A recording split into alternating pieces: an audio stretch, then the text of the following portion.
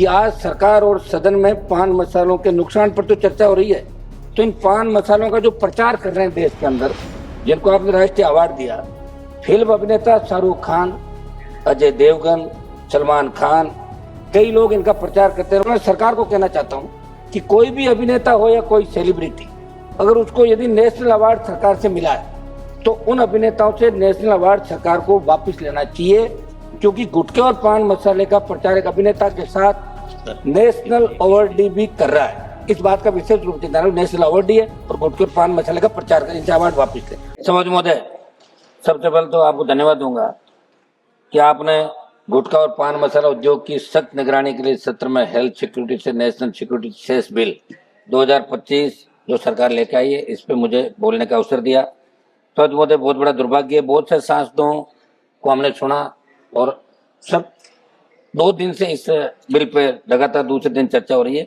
निश्चित रूप से कोई भी बिल अपन लेके आते हैं, लेकिन उस कानून बनने के बाद उसकी कानून की पालना हम कितनी करवा सकते हैं वो महत्वपूर्ण है। जैसा मेरे से पूर्व सांसद ने बताया कि कई राज्यों के अंदर शराबबंदी है, फिर भी शराब वहां बिक रही है।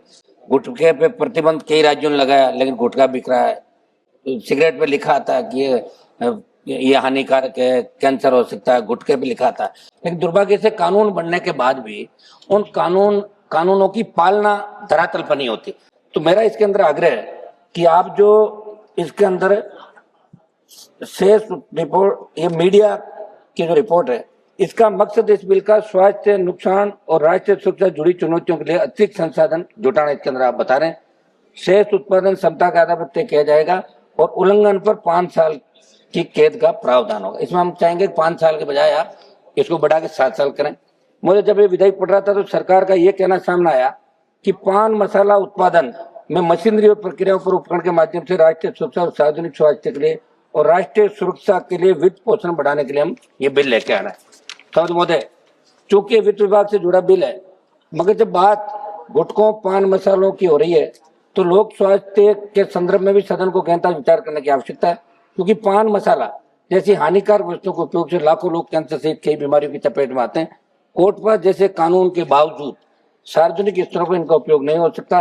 और सरकारी दफ्तरों के हालात देखो, दीवारें, बस स्टेशन, रेलवे स्टेशन, जहाँ जाओ वहाँ पान मसालों के पीक से रंगी हुई है। और तो और हमारी यूनिवर्सिटी, कॉलेज और जो स्कूल है वहाँ भी 500 मीटर की उसके अंदर भी दुकान, अभी अवैध तरीके से दुकानें और ढाबे चल रहे हैं।